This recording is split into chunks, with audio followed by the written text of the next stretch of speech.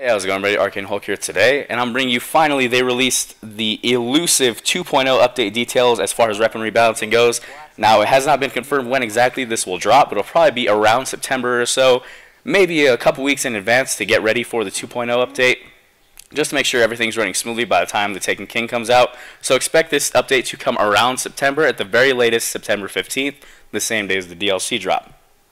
But we're going to be covering weapon rebalancing, nerfs, buffs to all of your favorite weapons, just to include some Necrochasm, No Land Beyond, even some legendaries like Black Hammer. So I'll get into those, and I hope you guys enjoy the video. Let's get right into it. So let's start with the auto rifle changes. First of all, they will increase the base damage, start damage fall off closer to the player to emphasize its close quarters nature, small reduction in base stability, landing shots at optimal range is unaffected, but repeated precision hits require more weapon control to land consistently and boost damage by 10% against AI combatants. So you might see a lot more auto rifles in PvE, especially the higher damage ones, Suros Regime, Summoner, Grim Citizen, all those other ones if you still have them around. Then we have the pulse rifles, which are really strong in PvP, and they talk about how they might be killing just a little bit too fast, so they're going to change the base stability of all pulse rifles very slightly. They're going to bring it down a bit, but they want to make it so they increase the magazine size. So let's get into some of the changes. The first one being reduce base damage of the medium rate of fire by about 2.5%. So that's about 1 or 2 points of damage depending on the pulse rifle. In PvP, it will always take 2 or 3 bursts to kill depending on the armor stat. So high armor Ram Warlocks will probably take 3. Low armor Hunters probably take about 2. Small reduction in base stability. A burst will still land, but it'll be a little bit harder to make all of your shots land as precision shots. And as I said before, increase magazine size for all base inventory stats. Now let's get to scout rifles. So the changes are increased base damage for medium to high rate of fire scout rifles. In PvP, this does not affect time to kill on full health guardians. So Vision of Confluence, Fang of Your Ute, those might see some buffs, but something like Gellion's Demise, which is already low rate of fire, high impact, probably won't. And again, this will not affect the time to kill on full health guardians, but it might decrease it depending on how much damage someone has at range, but again, that remains to be seen. It has increased magazine size for all base inventory stats, reduce final accuracy and firing from the hip, and boost damage 5% against AI combatants. Now we are getting into hand cannons. Hand cannons, as most of you know, easily the most popular primary in the game. Start damage fall off closer to the player to limit long range lethality. Small reduction in ADS accuracy target making long range snap shooting less reliable, so you won't see Hawkmoon getting those scout rifle range kills anymore. Next is reduce final accuracy and firing from the hip. Basically what that means is fast firing from the hip is less reliable, cutting down on that hip fire spam a little bit.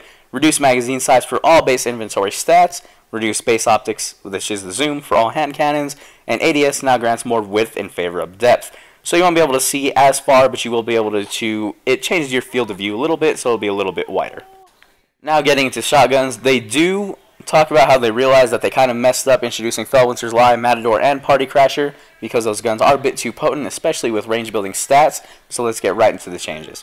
Shotgun perks that enhance lethality at range should be less effective when combined with a high initial range stat. So the higher the range, the less effect it'll have on them. Reduce shot package accuracy buff by 50%. Rangefinder adds a 5% base increase on ADS. It used to be 20.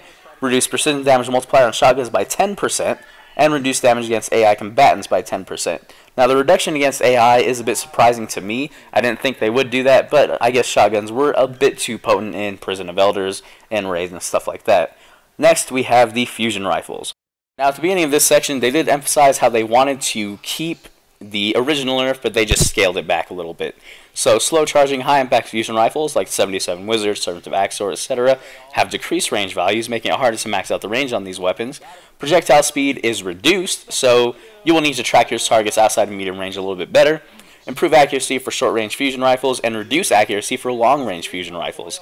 So stuff like maybe Plan C might see a nerf out of this because it does have very good range, very good stability, but that remains to be seen. Now getting into sniper rifles, final round. This is the main one. Final round has been the bane of my existence in Trials and everyone who has been playing Trials. And now no longer one-shot kills to the body. It only affects damage on a precision shot. So in PvE, it'll be basically unscathed. It'll still do its full potential, but in PvP, you won't have to worry about being one-shot by final round snipers anymore, which is fantastic. Thank you, Bungie. It's about time. Now we're at the big boys, the heavy weapons, more specifically, rocket launchers. Basically, they went on to say how this nerf is basically built around the grenades and horseshoes perk, saying that's how it is way too strong in PvP and really decreases the skill gap, and it's just too easy to use. So their changes for this are to a slight increase in blast radius. Wait, there's more. And grenades and horseshoes proximity detonation is reduced. So basically what that means is that when the rocket does blow up, it will grant a bigger explosion, but when you're using grenades and horseshoes, it'll have to land closer to the target for the perk to proc and actually cause the detonation. So hopefully this will decrease the lethality, especially in trials. You might see some heavy machine gun use over rockets, but against stuff like Truth and Gallahorn, it might not make too much of a difference.